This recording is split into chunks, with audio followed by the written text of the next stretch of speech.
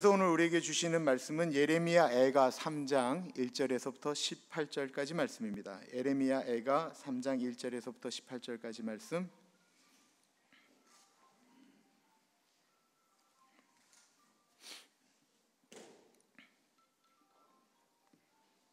아주 중요한 전화일 수도 있습니다. 요 틈에 우리가 물도 마시고 기침도 하시고 그러면 좋을 것 같습니다.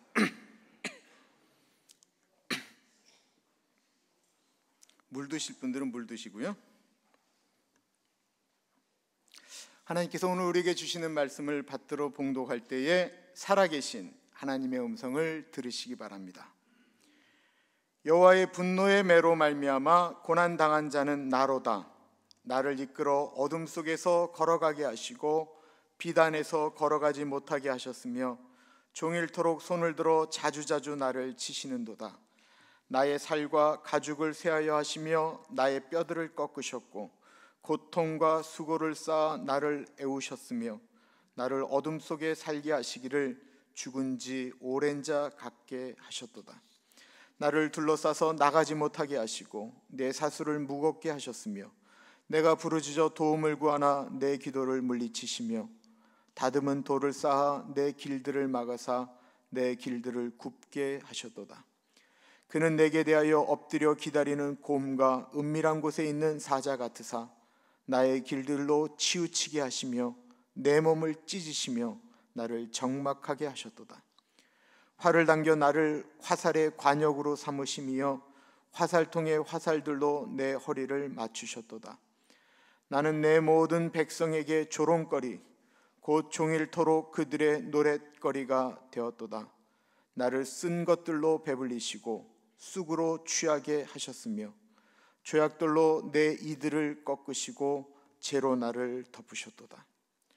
주께서 내 심령이 평강에서 멀리 떠나게 하시니 내가 복을 내어 버렸으며 스스로 이르기를 나의 힘과 여호와께 대한 내 소망이 끊어졌다 하였도다. 아멘. 예레미야 애가는 예레미야의 슬픈 노래라고 하는 뜻을 가지고 있습니다. 예레미야가 슬픈 노래를 부른 이유는 사랑하는 조국 유다 곧 이스라엘이 바벨론에게 멸망했기 때문이었습니다. 예레미야 애가 1장 1, 2절은 이렇게 시작합니다. 슬프다 이성이여 전에는 사람들이 많더니 이제는 어찌 그리 적막하게 앉았는고 전에는 열국 중에 크던 자가 이제는 과부같이 되었고 전에는 열방 중에 공주였던 자가 이제는 강제 노동을 하는 자가 되었도다. 밤에는 슬피 우니 눈물이 뺨에 흐르며 사랑하던 자들 중에 그에게 위로하는 자가 없고 친구들도 다 배반하여 원수들이 되었도다. 사랑하는 조국 하나님의 성 예루살렘이 무너진 것을 보면서 그는 하나님 아버지께 울면서 슬픈 노래인 애가를 지었습니다. 그런데 이 노래를 듣는 사람의 가슴에 공감을 일으킵니다. 노래를 가장 잘하는 사람들의 특징이 무엇인 줄 아십니까? 그것은 그 노래를 마치 자신의 이야기인 것처럼 부르는 그 사람이 노래를 잘하는 가수입니다. 또한 그 노래 가사가 듣는 사람들에게 마치 자신의 이야기처럼 들릴 때 그 노래는 아주 잘 만든 노래라고 말합니다. 시대마다 히트한 노래의 특징은 그 노래를 듣는 사람들이 공감하였기 때문입니다. 지난번에 말씀드렸던 굿세어라 굼스나 이 노래가 히트한 이유는 당시 굿세어라 굼스나의 가사는 너무나도 많은 분들이 그 가사를 자신들의 이야기처럼 들었기 때문에 그렇습니다. 그리고 구수한 가수 현인의 울 것 같은 목소리로 부르는 굿세어라 굼스나는 고향을 잃은, 가족을 잃은, 친구를 잃은 수많은 실향민의 가슴 속에 본인들의 마음처럼 들려왔기 때문입니다. 오늘 본문 말씀도 마찬가지입니다. 예레미야는 이스라엘의 아픔을 마치 자신의 아픔처럼 노래하고 있습니다. 예레미야는 이스라엘이 멸망하기 전 하나님 아버지의 마음으로 울면서 말씀을 전했습니다. 이스라엘 백성들이여, 하나님은 여러분들을 사랑하십니다. 그래서 이 이스라엘이 망하는 것이 아니고 회복되기를 원하십니다. 여러분을 향해 울고 계시는 하나님 아버지의 눈물을 보십시오. 이제 그만 하나님 아버지의 마음을 아프게 하지 마시고 이제는 돌아서십시오. 마치 본인이 하나님 아버지인 것처럼 그 마음을 가지고 회개를 외쳤습니다. 그러나 이스라엘은 그 말을 듣지 않았습니다. 그러다가 이스라엘이 완전히 멸망하고 말았습니다. 그리고 그 폐허가 된 사랑하는 조국 이스라엘 예루살렘 도성을 보면서 예레미야는 이제 이스라엘 백성의 심정으로 노래하기 시작합니다. 1절을 보십시오. 여호와의 분노의 매로 말미암아 고난 당한 자는 나로다. 이스라엘이 하나님의 심판을 받고 매를 맞았습니다. 바벨론을 들어서 이스라엘을 쳤습니다. 하나님은 예레미야를 치지 않으셨습니다. 바벨론 사람들은 예레미야에게 고통을 주지 않았었습니다. 예레미야는 이스라엘의 회개를 외치다가 도리어 미움을 받아 감옥에 가게 되었습니다. 어쩌면 이스라엘이 망한 것은 예레미야 입장에서 보면 내 말을 듣지 않더니 쌤통이다라고 말할 수 있을 것입니다. 거봐라, 내 말 안 듣더니 쌤통이다 라고 말할 일입니다. 우리는 가끔 누가 망하는 것을 보면 이렇게 말합니다. 내가 그럴 줄 알았습니다. 떡뻔히 알았습니다. 그렇게 조심하라고 제가 말했더니만 듣지 않았습니다. 그 사람과 어울리는 것을 볼 때 딱 알아보았습니다. 그러나 예레미야는 이스라엘이 망한 것을 보면서 자신이 고난받는 사람이다라고 아파하고 있습니다. 진짜 나라를 사랑하는 사람은 누구입니까? 나라의 아픈 일을 보면서 그것을 자신의 일로 여기는 사람이 진짜 나라 사랑하는 사람입니다. 누가 교회를 사랑하는 사람입니까? 자신의 일로 여기고 아파하는 사람이 교회를 진짜 사랑하는 사람입니다. 어느 분의 자식이 감옥에 갔다 칩시다. 그러면 다른 사람들은 그 자식에 대해서 쉽게 말할 수 있습니다. 그러나 그를 사랑하는 엄마만큼은 자신의 심장의 고통처럼 여기고 아파합니다. 따뜻한 침대에 누워있지만 누워있는 것처럼 느껴지지 않습니다. 마치 차디찬 감옥에 누워있는 자식처럼 편안한 침대에 누워있지만 차디찬 바닥에 누워있는 심정을 갖습니다. 왜 그렇습니까? 사랑하기 때문입니다. 2절에 보면 나를 이끌어 어둠 안에서 걸어가게 하시고 빛 안에서 걸어가지 못하게 하셨으며 종일토록 손을 들어 자주자주 나를 치시는도다. 예레미야는 하나님이 시온을 때리는 매가 마치 자기를 때리는 것처럼 고통하고 받아들이고 있습니다. 예레미야는 마치 대신 아파하는 대속의 아픔을 경험하고 있는 것입니다. 예레미야는 동족의 아픔을 나의 아픔으로 받아들이고 있습니다. 하나님은 온종일 손에 매를 들어서 예레미야를 치고 또 치셨습니다. 사람의 마음속에 하나님이 그를 치실 때가 있습니다. 텔레비전을 보다가 신문을 보다가 어떤 이야기를 듣다가 마치 자신의 가슴을 누군가가 치는 것처럼 느껴질 때가 있습니다. 이건 직접 고통을 당한 것은 아닙니다. 그러나 사랑하는 조국의 현실이 마치 자신의 문제인 것처럼, 자신이 잘못해서 그러는 것처럼 다가오는 것입니다. 그건 하나님이 우리의 마음 가운데 우리로 하여금 우리로 기도하게 하고 우리로 아파하게 하는, 하나님이 때리시는, 뜨끔뜨끔하게 만드시는 일입니다. 제 동기 목사가 꽤나 유명한 동기 목사가 한 친구 있습니다. 워낙 학벌이 좋을 뿐만 아니라 이 친구가 글을 써서 인터넷으로 올리면, 요즘 페이스북에 아주 이 친구가 글만 올렸다면 어마어마한 사람들이 그 글을 봅니다. 워낙 공동체에 관심이 많아서 캐나다의 아주 조그마한 마을에 공동체 교회 그리고 양로병원을 운영하는 분입니다. 그런데 이 친구가 그 시골에 있으면서 세월호를 접했습니다. 우리가 접한 것처럼 그 친구도 캐나다의 그 조그만 시골에서 세월호 사건을 접한 것입니다. 그런데 하나님이 이 친구의 가슴을 뜨끔뜨끔하게 만드셨습니다. 세월호의 아픔을 자신의 아픔으로 느끼기 시작했습니다. 그리고 거기에 관련된 글을 올리기 시작했습니다. 하나님은 여러 가지 사건을 통해서 우리들로 하여금 뜨끔뜨끔하게 만드십니다. 나이가 든다라고 하는 것은 내 인생의 책임이 더 커진다라고 하는 것을 의미하는 것입니다. 자식들은 집안이 망해도 큰 집에서 작은 집으로 이사가도 엄마 아버지만 있으면 견딜 수 있습니다. 전쟁통에 피난을 가게 되면서 부모님 손만 붙잡고 간다고 한다면, 부모님 등을 보고 따라갈 수만 있다고 한다면 그 길이 그렇게 힘든 길도 아니고 가다가 한눈을 팔아도 괜찮습니다.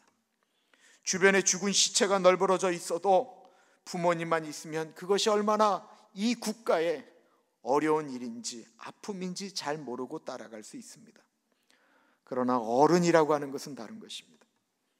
어른은 그 현실을 보면서 울 수밖에 없는 것입니다. 사랑하는 사람들을 제대로 지키지 못한 잘못, 고통이 따르는 것이 어른입니다. 이게 어른인 것입니다.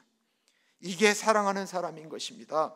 나라가 부패하면 자신이 기도 안에서 그런 것처럼 아파하는 것입니다. 마치 하나님이 너 때문이다라고 말하는 것처럼 그렇게 들리며 고통하는 것이 어른인 것입니다. 하나님, 그렇습니다. 내 잘못입니다. 제가 기도하지 않아서 그렇습니다 라고 고백하는 것입니다. 4절부터 6절을 보면 나의 살과 가죽을 쇠하여 하시며 나의 뼈들을 꺾으셨고 고통과 수고를 쌓아 나를 애우셨으며 나를 어둠 속에 살게 하시기를 죽은 지 오랜 자 같게 하셨도다. 주님께서 시온에게 뼈와 뼈의 가죽만 남게 하셨는데 그 뼈마저도 부셔버리셨다고 합니다. 가난과 고생으로 시온을 애워싸고 둘러싸셨습니다. 죽은 지 오래된 사람처럼 흑암 속에서 살게 하셨습니다. 죽은 지 너무나도 오래되어 형체를 알아보기 어려운 자같이 되었다라고 고백하고 있습니다. 사람들의 기억 속에서 언제 그랬는지 다 사라지고 기억하지 못합니다. 예레미야는 그 조국의 아픔을 자신의 아픔으로 받아들이고 있습니다. 7절에 보면 나를 둘러싸서 나가지 못하게 하시고 내 사슬을 무겁게 하셨으며 내가 부르짖어 도움을 구하나 내 기도를 물리치시며 다듬은 돌을 쌓아 내 길들을 막으사 내 길들을 굽게 하셨도다. 하나님이 마치 이스라엘이 멸망하실 때 이스라엘이 도망갈 수 없도록 담을 쌓아 가두시고 무서운 족쇄를 채우셨습니다. 당시 바벨론은 제수를 죽일 때 발에다 족쇄를 채우고 도망 못 가게 만듦으로 죽였습니다.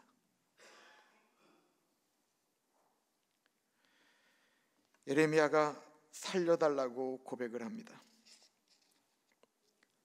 소리를 높여 부르짖어도 하나님은 그의 기도를 듣지 않으셨습니다. 내가 부르짖어 도움을 구하나 내 기도를 물리치시고 라고 말씀하고 있습니다.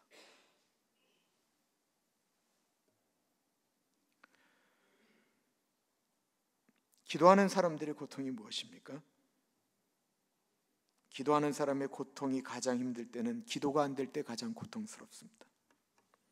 우리 교인들 중에 이런 말을 하시는 분들이 있습니다. 기도가 안 됩니다. 기도하는데 너무 가슴이 답답합니다. 우리는 그럴 때가 있지 않습니까? 이건 큰 소리로 기도하는 것과 다른 것입니다. 마치 기도를 하는데 하나님이 듣지 않는 것처럼 느껴지는 것입니다. 기도는 하나님과의 대화라고 하는데 마치 일방적으로 기도하는 것과 하나님은 듣지 않으시는 것을 느끼는 것입니다. 그때 느껴지는 것은 버림받은 느낌입니다. 아무리 힘이 들어도 하나님이 내 기도를 듣고 계신다라고 느끼면 좋을 텐데 마치 버려진 느낌 같은 것입니다. 이 느낌을 가장 잘 아는 분이 계십니다. 누구일까요? 예수님입니다. 예수님이 사람의 죄를 자신의 죄로 여겼습니다. 사람들이 죄로 죽는 것이 너무 불쌍했습니다.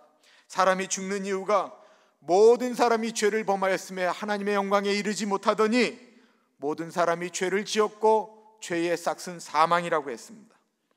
사람들은 사람이 죽는 것은 늙어서 죽는가 보다, 병들어 죽는가 보다 할지 모르지만 사람을 만드신 하나님은 그렇게 말씀하지 않으셨습니다. 사람은 죄 때문에 죽게 되었습니다. 그리고 죽으면 심판을 받습니다. 사람들은 저 사람이 저런 일을 경험하게 되는 것은 저 사람의 죄 때문이다라고 쉽게 말할 수 있을지 모르지만 하나님은 그렇게 죄 때문에 죽는 사람들 때문에 고통하셨습니다. 왜 고통하십니까? 사랑하시기 때문입니다. 하나님이 세상을 이처럼 사랑하사 독생자를 주셨으니 이는 저를 믿는 자마다 멸망치 않고 영생을 얻게 하려 하심이라. 하나님이 세상을 사랑해서 독생자를 주셨습니다. 이 독생자가 누구입니까? 예수 그리스도이십니다. 예수님은 이 세상에 내려오실 때 슬프지 않으셨습니다. 가나안 베들레헴 마구간 거기서 태어나서 말구에 태어나실 때 예수님 슬프지 않으셨습니다. 하나님의 일을 하시면서 잘 드시지도 못하시고 제대로 주무시지도 못하시고 힘들어하는 것 때문에 슬퍼하지 않으셨습니다. 예수님이 하시는 일은 사람을 사랑하는 일이었고 아무리 힘이 들어도 하나님 아버지가 나와 함께 하시기 때문에 그 일은 그렇게 힘들다라고 고백할 일이 아니었습니다. 예수님은 때때로 사람은 이해할 수 없는, 사람으로서는 할 수 없는 일을 하실 때 하나님이 그 일에 동참하심에 감사드리며 기도를 하였습니다. 죽은 지 3일 되었던 사람을 예수님이 살리신 적이 있었습니다. 나사로입니다. 거기서 예수님은 나사로를 살리기 전에 하나님께 기도하십니다. 이건 하나님이 같이 하셔야 될 일인데 예수님은 하나님 아버지가 죽은 나사로를 살리실 것을 확신하였습니다. 그래서 기도를 합니다. 돌을 옮겨 놓으니 예수께서 눈을 들어 우러러보시고 이르시되 아버지여 내 말을 들으신 것을 감사하나이다. 항상 내 말을 들으시는 줄을 내가 알았나이다. 여기서 중요한 것은 항상 내 말을 들으시는 줄을 내가 알았다라는 것입니다. 그랬습니다. 아무리 힘이 들어도 하나님 아버지가 같이 하심을 알았기 때문에 십자가까지 질 수가 있으셨습니다. 그런데 딱 한 번 하나님이 이 예수님을 외면하셨던 순간이 있었습니다. 십자가에서 사람의 죄를 다 짊어지시고 죽으시는 현장에 얼마나 고통스러웠는지, 얼마나 외로웠는지 예수님이 외치셨습니다. 나의 하나님 어찌하여 나를 버리셨습니까? 예수님의 기도가 거절된 것입니다. 그때의 그 거절의 고통, 철저하게 홀로 십자가에서 그 죄를 다 감당하면서 죽어야 됐던 고독한 예수, 그 외로움을 그래서 예수님은 알고 계십니다. 기도해야 되는데 기도 못할 때가 있습니다. 그러므로 우리는 그날이 오기 전에 기도해야 되는 것입니다. 10절 11절은 이렇게 얘기합니다. 그는 내게 대하여 엎드려 기다리는 곰과 은밀한 곳에 있는 사자 같으사 나의 길들로 치우치게 하시며 내 몸을 찢으시며 나를 적막하게 하셨도다. 하나님께서는 엎드려져 예루살렘을 노리는 곰과 같습니다. 사냥감을 노리는 숨어있는 사자처럼 예루살렘을 노리고 계십니다. 길을 잘못 들게 하시며 예루살렘의 몸을 찢으시며 예루살렘을 외롭게 만드셨습니다. 예레미야는 그 예루살렘을 사랑했습니다. 예레미야는 이 예루살렘과 자신을 동일하게 여겼습니다. 그러자 예루살렘이 받는 고통이 자신의 고통으로 다가왔습니다. 12절에 보면 활을 당겨 나를 화살의 관역으로 삼으시며 화살통의 화살들로 내 허리를 맞추셨도다. 하나님께서 예루살렘을 관역으로 삼아서 활을 당기십니다. 주님께서 화살통에서 뽑은 화살로 예루살렘이 회복되지 못하도록 무너뜨리셨습니다. 재기가 불가능하게 만드셨습니다. 그런데 이런 고통을 예레미야는 자신의 고통으로 받아들입니다. 예수님은 사람이 지은 죄를 이 자리에 계신 여러분과 제가 지은 죄를 자신의 고통으로 받아들이셨습니다. 사람들이 서로 미워하고 죽이는 것을 당신의 고통으로 받아들이셨습니다. 너무나도 고통스러우셨기 때문에 하나님 나라에 머물 수가 없으셨습니다. 그래서 예수님은 이 땅에 내려오신 것입니다. 사랑하는 사람에게는 너와 나밖에 없습니다. 하나님은 지금 예루살렘에 관심이 있습니다.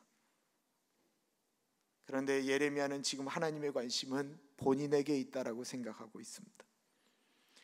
예수님의 십자가 사건은 온 인류를 위한 것이지만 마치 예레미야는 십자가의 사건은 본인만을 위한 사건으로 여기고 있는 것입니다. 이것이 사랑하는 사람의 모습입니다. 사람들은 십자가를 우습게 여깁니다. 예수 믿는 분들 중에서도 그렇게 생각하는 분들이 있습니다. 예수님 사랑하는 우리 집사람을 위해서는 십자가를 진 것 같지만은 내 자신과는 별로 상관이 없다라고 느껴집니다. 그러나 예수님을 사랑하는 사람은 그렇게 느껴지지 않습니다. 예수님의 십자가 사건은 철저하게 내 자신과의 관계로 느껴지는 것입니다. 저는 한국 에스더 기도운동본부를 이끄는 이용희 교수님과 미국에 오기 전까지 8년 동안 같이 사역을 하였습니다. 그런데 제가 그분에게 느끼는 것이 있습니다. 그분이 국가를 위해서 기도할 때는 마치 국가가 기도한다라고 하는 착각을 들게 만들었습니다. 대통령을 위해서 기도할 때 보면 마치 대통령 가장 주변에 가까운 가족들이 기도하는 것처럼 착각이 들도록 했습니다. 어느 날 북한을 위해서 기도하는데 마치 북한에 죽어가는 사람이 기도하는 듯한 착각이 들도록 만들었습니다. 그때 그 기도의 현장에 있던 사람들이 다 그런 착각을 들었습니다. 그것이 착각이었을까? 아닙니다. 착각이 아니었습니다. 정말 그렇게 기도를 했습니다. 그렇게 기도했을 뿐만 아니라 그날 선포를 했습니다. 우리가 온 대한민국 교회에 있는 모든 교회에다 편지를 보내서 북한을 돕자라고, 우리가 그런 편지를 보내자라고 고백을 하였습니다.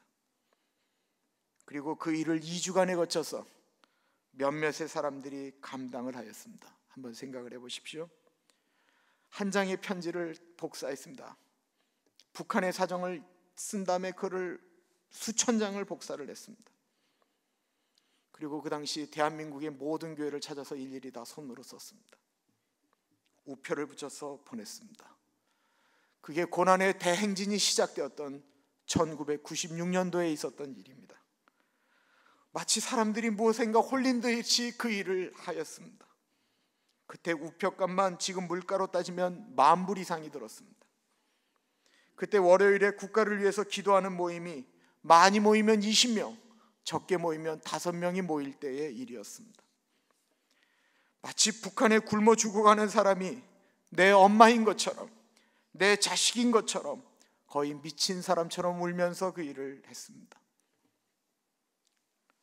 바로 이것을 가리켜 신학적으로 동일하라고 말을 합니다. 마치 엄마가 자식이 아프면 자신의 심장이 아픈 것처럼 그렇게 되는 것을 의미하는 것입니다. 그런데 이렇게 예수 믿으면 어떻게 되는 줄 아십니까? 미친 사람 취급받습니다. 예수 좀 작작 믿으라고 말을 합니다. 14절 보십시오. 나는 내 모든 백성에게 조롱거리 곧 종일토록 그들의 노랫거리가 되었도다. 예레미야의 백성이 모두 예레미야를 조롱하고 놀러댑니다. 사람들의 비웃음거리가 됩니다. 진시로 복음을 전하고 예루살렘의 죄를 인하여 애통했는데 백성은 예레미야를 미친 사람 취급하였습니다. 예레미야가 매일 울고 다닌다라고 미쳤다라고 말했습니다. 회개치 않은 백성이 미친 것이지 예레미야는 정상이었습니다. 가족 구원을 위해서 늘 우는 사람이 미친 것입니까? 아니면 그런 아내의 모습을 보면서 왜 당신은 그렇게밖에 예수를 못 믿느냐라고 말하는 사람이 미친 것입니까? 누가 더 가족을 사랑하는 것입니까? 15절 16절 보면 나를 쓴 것들로 배불리시고 쑥으로 취하게 하셨으며 조약돌로 내 이들을 꺾으시고 재로 나를 덮으셨도다. 하나님 입에 쓴 것들로 예레미야를 배불리게 하시고 쓴 쑥으로 예레미야의 배를 채우십니다. 예레미야는 쓰디튼 고통을 당하고 있습니다. 돌로 예레미야의 이빨을 갈아버리셨다라고 말씀하고 있습니다. 17절에 보면 주께서 내 심령이 평강에서 멀리 떠나게 하시니 내가 복을 내어 버렸으며 스스로 이르기를 나의 힘과 여호와께 대한 내 소망이 끊어졌다 하였도다. 하나님께서 예레미야의 심령 속에서 평화를 빼앗아 버리십니다. 이것이 얼마나 큰 고통입니까? 아무리 험해도 아무리 고통스러워도 하나님이 나와 함께 하심을 믿는다라고 하면 그 평안함만 있으면 어떤 환경 가운데서도 견딜 수 있습니다. 나의 마음속이 늘 편하다, 나의 마음속이 늘 편하다. 악한 죄 파도가 많으나 나의 마음 늘 편하다. 그러나 이 순간 예레미야는 평안할 수가 없습니다. 이건 평화에서도 안 되는 것입니다. 내 사랑하는 조국이, 내 사랑하는 가족이, 내 사랑하는 사람들이 무너졌기 때문입니다. 하나님의 심판이 그들을 향해 달려가고 있기 때문입니다. 예수님도 감람산에서 사랑하는 성 예루살렘을 내려다보시다가 말씀을 하십니다. 예루살렘이 평안을 잃어버렸다라는 것입니다. 그것을 보면서 예수님이 우셨습니다. 지금은 잘 사는 것처럼 보이지만 곧 무너질 것을 생각하니까 가슴이 아파 우셨습니다. 지금은 아무런 문제도 없습니다. 예루살렘 성전은 여전히 빛이 나고 있었고 짐승을 잡아 제사를 지내고 있었습니다. 사람들은 건강하게 바쁘게 돌아다닙니다. 그러나 그 순간은 잠시뿐이었다라는 것입니다. 우리의 자식이 하나님 떠나서 사는데도 잘 사는 것, 그 잠시뿐이다라는 것입니다. 우리가 하나님을 멀리하는데 무엇인가 잘 되는 것도 그것도 잠시뿐이다라는 것입니다. 예수님도 예루살렘이 패망을 생각하며 말씀하십니다. 나를 위하여 울지 말고 너희와 너희 자녀를 위하여 울라고 말씀하십니다. 영적으로 깨어있는 사람은 잘 되는 것이 보이는 것이 아닙니다. 그 이면에 있는 아픔이 보이는 것입니다. 예루살렘은 하나님에 대한 소망이 끊어졌습니다. 하나님의 축복을 받는데도 회개하지 않았습니다. 하나님은 예루살렘 성을 사랑하시고 축복하셨습니다. 그러나 그 성은 멸망하고 있었습니다. 그때 그 성을 구하려고 하나님이 최소 단위 한 단위를 예레미야에게 부탁하십니다. 이것만 있으면 멸망시키지 않겠다라는 것이었습니다. 바로 예레미야 5장 1절의 말씀입니다. 너희는 예루살렘 거리로 빨리 다니며 그 넓은 거리에서 찾아보고 알라. 너희가 만일 정의를 행하며 진리를 구하는 자를 한 사람이라도 찾으면 내가 이 성읍을 용서하리라. 한 사람을 찾으셨습니다. 우리의 가정이 하나님을 멀리 떠났습니까? 내 자식을 위해서, 내 가족을 위해서 우는 한 사람, 나의 문제로 여기며 고통하는 한 사람이 필요한 것입니다. 우리 교회를 위해서 문제를 지적할 수 있는 사람은 지천에 깔려 있습니다. 한국 교회를 향하여, 목회자들을 향하여, 당회를 위하여, 교인들을 향하여, 한국 교회 여러 가지 문제를 지적할 수 있는 사람은 여러분뿐만 아니라 나뿐만 아니라 이 땅에 지천에 깔려 있을 뿐만 아니라 예수 안 믿는 사람들도 무수하게 지적을 합니다. 그러나 정말로 교회를 살리는 사람은 그 교회를 위해서 나의 문제로 여기며 기도하는 한 사람입니다.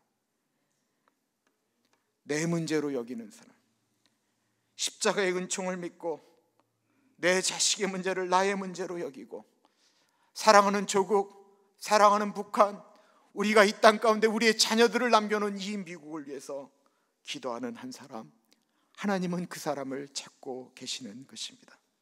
기도하겠습니다.